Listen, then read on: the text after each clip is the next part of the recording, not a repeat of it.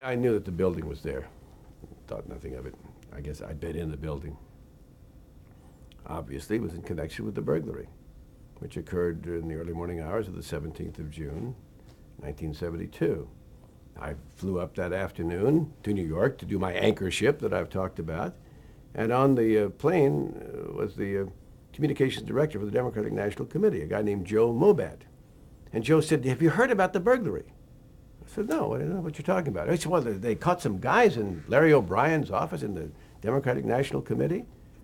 I said, "Really? What were they doing?" He said, "We don't know. I mean, they had masks, all of the gloves and what have you."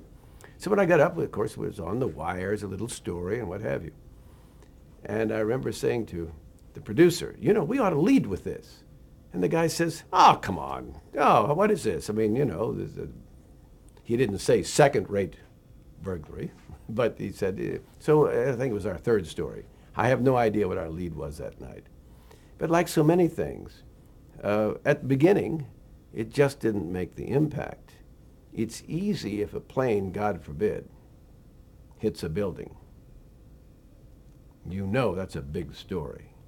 But this, who's to know that a president of the United States is going to resign, again, one step ahead of a sheriff, because of something that's happened a few hours earlier like that. But I became the Watergate correspondent for ABC. And I did my best, which wasn't good enough. No Woodward or Bernstein here. No ability to dig out the really pertinent information. And the only excuse I can give for myself, and maybe some of my colleagues on the broadcast side, is I think we tried. Now we know that, of course, Bob Woodward had a terrific source, the number 2 guy at the FBI, Mark Felt. But aside from that, we spend a great deal of our time in this business not just gathering the news, but then preparing it for electronic transmission. At least in those days we did. If you shot film, then you had to take it back and you had to have it processed and you had to screen it and view it and find the scenes you want and have it edited. You wanted to write your script, match it to the film. You wanted to narrate it on the air. You had to do your stand-up close. That takes time. While print reporters can be making 3 more phone calls, can be knocking on 2 more doors. Again, it's a flimsy excuse perhaps, but there are some reasons, forget me, why very good broadcast reporters don't always come up with the same level of scoops as the very good print reporters. It's just simply the nature of the transmission and the way you spend your time. Although this is taking nothing away from Woodward and Bernstein. They work very hard. They deserve all the accolades that we in the business have given them to this day, and they have commemorated themselves in the history of the news business in this country, and properly so. But I covered the Watergate story. I was in the courtroom, having covered the trial of the Cubans, when Judge John J. Sirica read the famous letter from Frank McCord saying there were higher-ups involved here. Maximum John had said, "I'm going to throw the book at you. If you all don't come clean, you're going to prison for as long as I can give you." And McCord cracked. And from that moment, you sort of knew, uh-oh. You could suspect before then. And George McGovern went around the country trying to get people to suspect that Richard Nixon might be a crook after all. But now you knew, as the chain went up the line, that if so-and-so, if Magruder had done it and knew it, then Haldeman knew it. And if Haldeman knew it, as someone once put it, there was nothing that Haldeman knew that Nixon didn't know.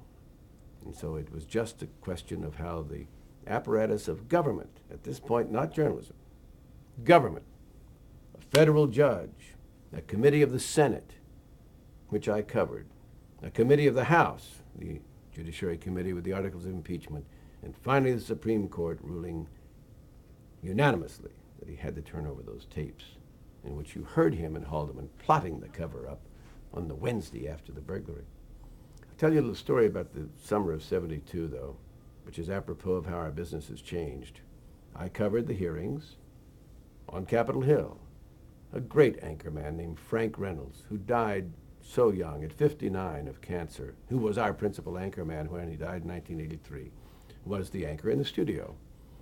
Now, the first week The three television networks, and remember there were only three, covered the hearings from gavel to gavel. Sam Ervin, the senator from North Carolina, presiding. Howard Baker, the Republican senator from Tennessee, his Republican counterpart. Country was riveted, and they were calling all these top White House officials to testify. But the network said, we're losing all this money. So they decided that every third day, one of us would do the gavel to gavel, the other two would run the soap operas. So every third day it was Frank and Sam. So I say, every third day, if you wanted to watch those hearings, and millions and millions and millions did, you had to watch me. You didn't have a choice. It wasn't a question, I like this other person better, or, hey, this guy's not too bright. You had to watch me. I point this out only because today, for instance, the new anchors of the evening news broadcasts, they're very capable, they're very good, no question about it. Try to compare them with Walter Cronkite or the great Huntley Brinkley, or the three that they've taken their places, the late Peter Jennings or Tom Brokaw or Dan Rather.